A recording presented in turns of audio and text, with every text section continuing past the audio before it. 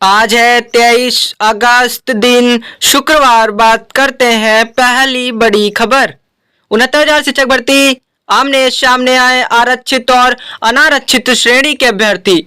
दोनों धड़ों ने निर्देशालय में दिया धरना, दिन भर बना रहा तनाव, पुलिस बनी दीवार। लखनऊ से खबर। 69,000 शिक्षक भर्ती को लेकर इलाहाबाद हाईकोर्ट के हालिया आदेश के बाद पक्ष और विपक्ष का विरोध प्रदर्शन व्यापक रूप ले रहा है। आरक्षित वर्ग के अभ्यर्थी पहले से ही बेसिक शिक्षा निदेशालय पर धरना दे रहे हैं।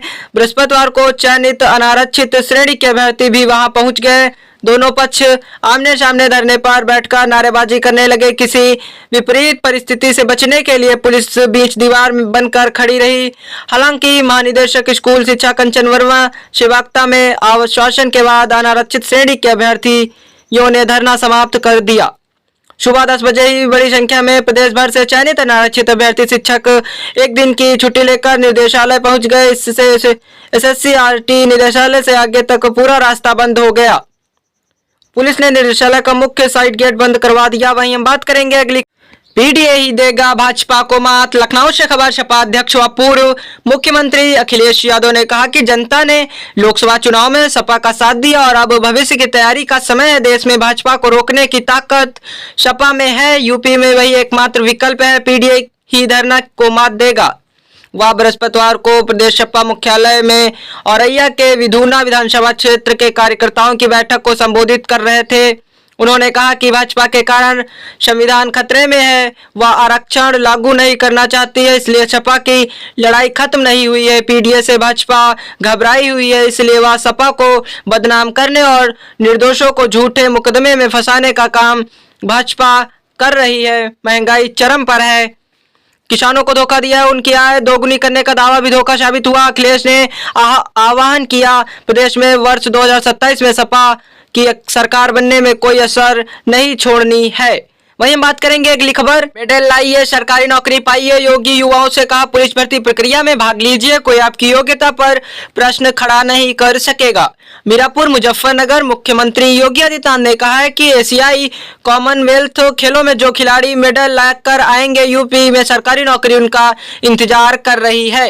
अब तक 500 से अधिक खिलाड़ियों को नौकरी दी गई। सीएम ने मीरापुर के कासमपुर खोला में मिनी स्टेडियम बनवाने का ऐलान भी किया। युवाओं से आह्वान किया कि पुलिस भर्ती प्रक्रिया में भाग लीजिए, कोई माई का लाल आपकी योग्यता पर प्रश्न खड़ा नहीं कर सकेगा।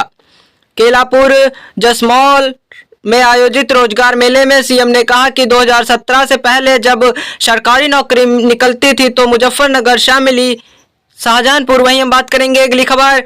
13 मेडिकल कॉलेजों को मान्यता संबंधित याचिका पर हाईकोर्ट ने मांगी जानकारी। लखनऊ से खबर।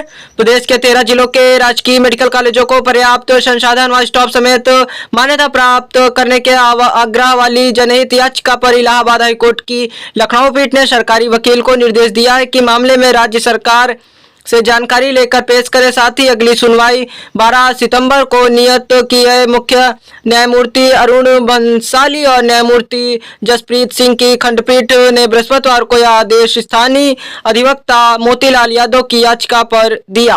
अमर उजाला में प्रकाशित खबरों के आधार पर याची ने कहा कि 13 जिलों में स्थित राजकीय मेडिकल कॉलेजों को 70% संसाधन, स्टाफ आदि की कमी की वजह से मान्यता नहीं मिल सकी।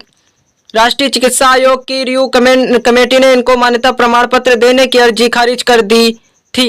वहीं हम बात करेंगे अगली खबर। 2005 से पूर्व विज्ञापित पदों पर भर्ती हुई सेवानिवृत्त कर्मी भी पुरानी पेंशन के हकदार। लखनऊ से खबर। 28 मार्च 2005 से पूर्व विज्ञापित पदों पर भर्ती हुए सेवानिवृत्त कर्मचारियों को भी पुरानी पेंशन का लाभ मिलेगा, पर उन्हें नई पेंशन स्कीम NPS के तहत लिए गए लाभों को ब्याज सहित राजकोष में जमा करना होगा। ब्याज की गणना नियोक्ता अंशदान और उस पर प्रतिफल की धनराशि मिलने की तिथि से राजकोष में धनराशि जमा करने की तिथि तक की जाएगी। वित्त विभाग ने बृहस्पतिवार को इस संबंध में शासनादेश जारी कर दिया है।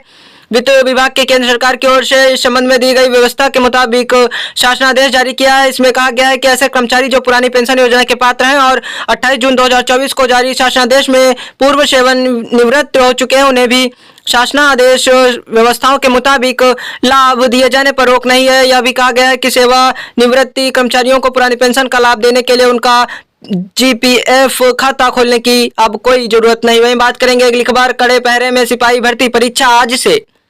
लखनऊ प्रमुख संवाददाता, प्रदेश के 67 जिलों में 1174 परीक्षा केंद्रों पर करीब 9,60,000 अभ्यर्थी शुक्रवार को सिपाही भर्ती परीक्षा देंगे। इसी साल फरवरी में हुई यह परीक्षा पर्चा लीक होने की वजह से रद्द कर दी गई थी। इसके बाद की अब 5 चरणों में यह परीक्षा 23 अगस्त से शुरू हो रही है। यही वजह है कि इस बार सुरक्षा के बेहद कड़े इंतजाम किए गए हैं। प्रदेश में 10,000 से अधिक पुलिसकर्मी सुरक्षा व्यवस्था में लगाए गए हैं। परीक्षा केंद्रों पर भी अतिरिक्त सुरक्षा बल तैनात कर दिया गया है। डीजीपी प्रशांत कुमार ने परीक्षा से जुड़े कई बिंदुओं पर पुलिस भर्ती बोर्ड के अध्यक्ष डीजी राजीव कृष्ण से परीक्षा को लेकर कई बिंदुओं पर चर्चा की। सभी जिलों के कप्तानों को सुरक्षा से जुड़े कई निर्देश दिए गए। अब तक की जांच में करीब 20,000 अभ्यर्थियों के आधार कार्ड संदिग्ध लगे हैं। वहीं बात करेंगे अगली खबर, अंतरिक्ष में फंसी रह सकती है सुनीता। नई दिल्ली से खबर, अंतरिक्ष यात्री सुनीता विलियम्स अपने साथी बुच मोर के साथ पिछले 2 महीने से अंतरराष्ट्रीय स्पेस स्टेशन में फंसी हुई। उन्हें 8 दिन में ही इस मिशन को पूरा कर लौटना था, लेकिन स्टारलाइनर अंतरिक्ष यान में तकनीकी खराबी आ जाने के बाद उनकी वापसी में देरी हो रही है। अब एक विशेषज्ञ ने चौंकाने वाला दावा करते हुए कहा है कि सुनीता और विलमोर ऐसी परिस्थिति में भी फंस सकते हैं जहां उनके पास करीब 80 घंटे की ऑक्सीजन बचेगा। सुरक्षित वापसी के लिए विकल्प तलाश रहा नासा। अमेरिकी स्पेस एजेंसी नासा अंतरिक्ष यात्रियों को जल्द सुरक्षित वापस लाने के लिए विकल्प तलाश रहा है, लेकिन अभी कई संभावित जोखिम है। नासा स्पेस एक्स के क्रू ड्रैगन अंतरिक्ष यान में भी अंतरिक्ष यात्रियों को वापस लाने पर विचार कर रहा है, जो कि सितंबर 2024 में प्रस्थान करेगा। यान गलत कोण पर पृथ्वी में प्रवेश करने का प्रयास करता है तो वह वायुमंडल से। पेपर लीक ने भर्ती बोर्ड को दिया 150 करोड़ का झटका। दोबारा परीक्षा से भर्ती बोर्ड को नुकसान, प्रति अभ्यर्थी आता है 300-400 रुपए खर्च। लखनऊ से खबर, प्रदेश पुलिस सिपाही के 60,244 पदों पर सीधी भर्ती। दोबारा होने वाली लिखित परीक्षा कराने में उत्तर प्रदेश पुलिस भर्ती एक प्रोन्नति बोर्ड को करीब 150 करोड़ रुपए का नुकसान होगा। फरवरी में हुई लिखित परीक्षा का पेपर लीक होने से भर्ती बोर्ड को नुकसान सहना पड़ रहा है। पिछली बार के मुकाबले इस बार 4 एजेंसियों की सेवाएं लेने और सुरक्षा बंदोबस्त में ज्यादा खर्च होने का अनुपात है। फिलहाल बोर्ड के अधिकारी इस संबंध में कुछ भी कहने से बच रहे हैं। सिपाही सीधी भर्ती 2023 की फरवरी में हुई लिखित परीक्षा का कार्य गुजरात की कंपनी एजुटेस्ट लिमिटेड को दिया गया था, लेकिन पेपर लीक होने से राज्य सरकार ने परीक्षा स्थगित कर दी थी। वहीं एजुटेस्ट कंपनी को ब्लैकलिस्ट कर उसका करीब 15 करोड़ रुपए का भुगतान रोक लिया गया था। यह परीक्षा प्रदेश के करीब 2500 केंद्रों पर हुई थी। वहीं बात करेंगे अगली खबर, सदस्यता अभियान के लिए भाजपा जिलों में आयोजित करेगी कार्यशाला। लखनऊ से खबर है, भाजपा द्वारा 1 सितंबर से शुरू किए जा रहे सदस्यता अभियान को लेकर शुक्रवार से जिला स्तर पर कार्यशाला का आयोजन किया जाएगा। पार्टी के बड़े नेता भी इस कार्यशाला में शामिल होंगे। इसी कड़ी में भाजपा के प्रदेश अध्यक्ष भूपेंद्र चौधरी अम्बेडकर नगर, उप मुख्यमंत्री ब्रजेश पाठक लखनऊ और पूर्व प्रदेश अध्यक्ष रमापति राम त्रिपाठी बलिया में आयोजित कार्यशाला में कार्यकर्ताओं को पार्टी के प्रदेश महामंत्री गोविंद नारायण शुक्ल ने बताया कि 23 अगस्त को वह और प्रदेश के उपाध्यक्ष। वहीं बात करेंगे अगली खबर, 24 अभ्यर्थियों पर एक कैमरा पकड़े जाने पर दर्ज होगा केस। सिपाही भर्ती परीक्षा देर रात से ही उमड़ने लगी। रेलवे स्टेशन पर, बस अड्डे पर भीड़। प्रयागराज से खबर, सिपाही भर्ती की शुक्रवार से होने वाली करीब परीक्षा को देखते हुए पुलिस प्रशासन पूरी तरह से मुस्तैद है। अभ्यर्थियों पर नजर रखने के लिए कुल 950 सीसीटीवी कैमरे लगाए गए हैं, यानी हर 24 अभ्यर्थियों पर एक कैमरा निगरानी रखेगा। बृहस्पतिवार देर रात से ही रेलवे स्टेशनों और बस अड्डों पर अभ्यर्थियों की भीड़ उमड़ पड़ी। पुलिस अफसरों ने बताया कि परीक्षा को सफलतापूर्वक संपन्न कराने के लिए सुरक्षा योजना बनाई है। 63 परीक्षा केंद्रों पर करीब 600 पुलिसकर्मियों को तैनात किया गया है, यानी हर केंद्र पर कुल 8 पुलिसकर्मियों की तैनाती रहेगी। इसके अलावा एक मजिस्ट्रेट भी रहेंगे। यह भी 23, 24, 25, 30 और 31 अगस्त तक होगी। इस परीक्षा में 2.25 लाख अभ्यर्थी शामिल होंगे।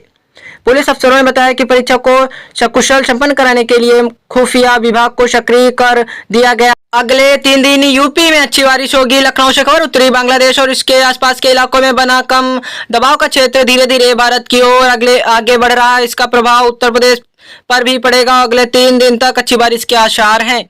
इसका दौर 28 अगस्त तक जारी रह सकता है। आंचलिक मौसम विज्ञान के केंद्र वरिष्ठ मौसम वैज्ञानिक अतुल कुमार सिंह के मुताबिक बृहस्पतिवार सुबह से शाम तक प्रदेश में कई इलाकों में बरसात हुई। वाराणसी में 46.2 मिमी तक पानी बरसा। चुर्क में 18.6 मिमी के साथ कई अन्य इलाकों में भारी बारिश हुई। बीते कुछ दिनों से जारी बारिश का असर तापमान पर भी नजर आ रहा है। ज्यादातर हिस्सों में अधिकतम तापमान सामान्य से नीचे पहुंच गया है। वहीं उत्तर प्रदेश की रोजाना की खबरों से अप टू डेट रहने के लिए यूपी न्यूज अपडेट चैनल को सब्सक्राइब करें, घंटी का बटन ना भूलें, वीडियो को लाइक शेयर जरूर करें और कमेंट में अपने जिले का नाम जरूर लिखें। धन्यवाद।